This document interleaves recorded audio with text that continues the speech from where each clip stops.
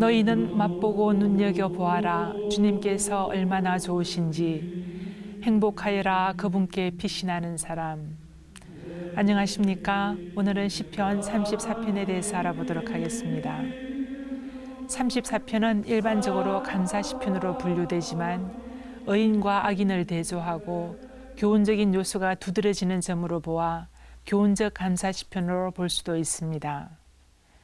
이 시편은 각 절이 히브리 말의 알파벳 순서에 따라 알렙, 베트, 김멜 등의 글자로 시작되는 알파벳 시편이라서 히브리 말 본문을 기억하기가 쉽습니다.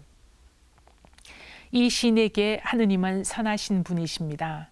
그래서 그는 다른 이들에게도 하느님의 선하심을 맛보도록 초대합니다. 하느님은 약한 자들의 호소를 들으시고 응답하시며 그들을 구원하시고 보호하시며 악인들이 멸망하게 하십니다. 특히 이 시편은 의인이 많은 고난을 당하더라도 하느님께서 그를 구원해 주신다고 합니다. 내 영혼아 주님을 자랑하리니 가난한 이들은 듣고서 기뻐하여라. 3절입니다. 자랑하다는 낱말은 찬양하다와 같은 어근에서 나옵니다. 자랑과 찬양은 동의어입니다. 구원받은 이의 감사 노래는 주님을 자랑하는 것이고 이는 가난한 이들에게 증언과 메시지가 됩니다. 구원을 체험한 이가 주님을 자랑하면 가난한 이들이 듣고 그들도 그 기쁨에 동참하게 됩니다. 이 자랑은 자신에 대한 자랑이 아니고 주님에 대한 자랑이기 때문에 자기 자랑과는 달리 불쾌하지 않습니다. 주님을 자랑하는 소리는 주위 사람들까지 기쁘게 만듭니다. 가난한 이들은 시련을 당하며 고통 가운데 있는 이들로 구원받은 이의 찬양에 기뻐합니다. 가난한 이들은 궁핍함으로 인해서 오직 주님만을 의지할 수밖에 없는 사람입니다. 그들 스스로는 가진 것이 아무것도 없고 모든 것을 하느님에게 기댈 수밖에 없는 그저 기다리는 사람입니다. 그들은 도움받을 데 없고 기댈 데 없는 사람들입니다. 너희는 맛보고 눈여겨보아라. 주님께서 얼마나 좋으신지. 행복하여라 그분께 피신하는 사람. 9절입니다. 이 구절에서는 주님의 선하심을 맛보고 그분을 의지하는 사람이 행복하다고 합니다. 시인은 주님의 선하심을 체험하였기 때문에 다른 사람들도 그것을 맛보도록 초대합니다. 이 시편에는 좋음 또는 선함이 여러 번 나오는데 이 말이 주님께 직접적으로 사용되는 경우는 여기뿐입니다. 여기서는 주님의 좋으심을 언급합니다. 맛보다는 낱말은 음식을 먹다, 맛보다를 뜻하고 또한 경험이나 배움을 통해서 아는 것을 뜻하기도 합니다. 그래서 체험을 통해 깨닫는 것을 말합니다.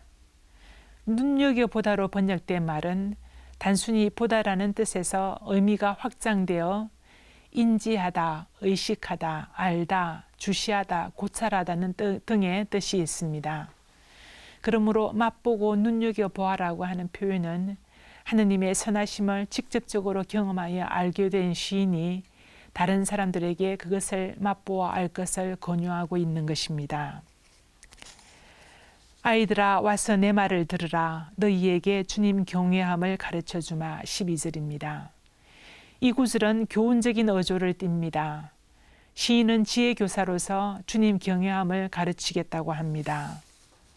여기서 아이들은 지혜교사의 학생들입니다. 현인들은 자기에게 배우는 이들을 제자들이라고 합니다. 스승이 제자들을 아이들, 곧 자녀들이라고 부르는 것은 지혜 교육을 통해 그들을 현인들의 가문으로 만들어가기 때문입니다. 지혜 교사의 교육 내용은 주님 경외함입니다. 이는 이론적이 아닌 실천적인 교육으로 올바른 인생길을 걸어가도록 하는 것입니다. 이를테면 말을 조심하고 악을 피하고 선을 행하며 평화를 찾는 것입니다. 카시오도로스는 주님 경외함에 대해 이렇게 말합니다. 이것은 공포를 일으키는 두려움이 아니라 사랑을 일으키는 두려움입니다. 인간적인 두려움은 괴로움을 포함하지만 이것은 감미로움을 포함합니다. 인간적인 두려움은 우리를 억지로 노예로 만들지만 올바른 두려움은 자유를 향해 우리를 데리고 갑니다.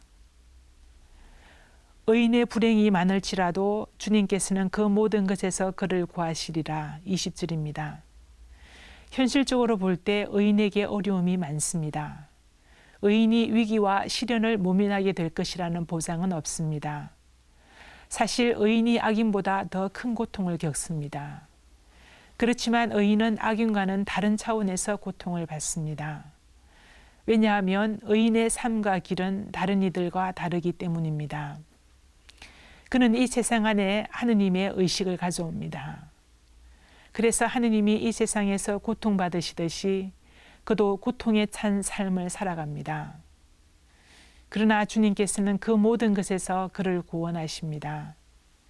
하느님의 구원은 의인의 고통에서 나타납니다. 의인은 고통 속에서도 함께 하시는 주님과 함께 기뻐할 수 있기 때문입니다. 그는 고통 속에서 하느님을 만나게 되고 이것이 바로 그의 구원입니다.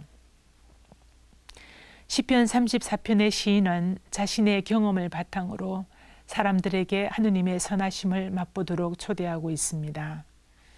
그는 하느님의 선하심을 체험한 이가 행복한 사람이라고 합니다. 또한 그는 주님을 경외하도록 가르칩니다. 주님을 경외함은 삶의 기초이며 삶의 기쁨과 행복과 장수의 비결입니다. 그러나 주님을 경외한다고 해서 언제나 인생이 편안하고 고통을 맛보지 않는다는 것은 아닙니다. 주님을 경외하는 의인에게도 인생의 시련이 따릅니다. 고통 없이 마음 상하지 않고 사는 편안한 인생이란 보장되어 있지 않습니다. 그렇지만 고통 속에서 하느님을 만나는 것, 이것이 바로 우리의 구원이고 행복입니다. 하느님은 선하시고 우리의 고통 가운데서도 함께해 주시는 분이시기에 감사드려야 합니다. 감사는 행복의 지름길입니다. 의인의 불행이 많을지라도 주님께서는 그 모든 것에서 그를 구하시리라. 감사합니다.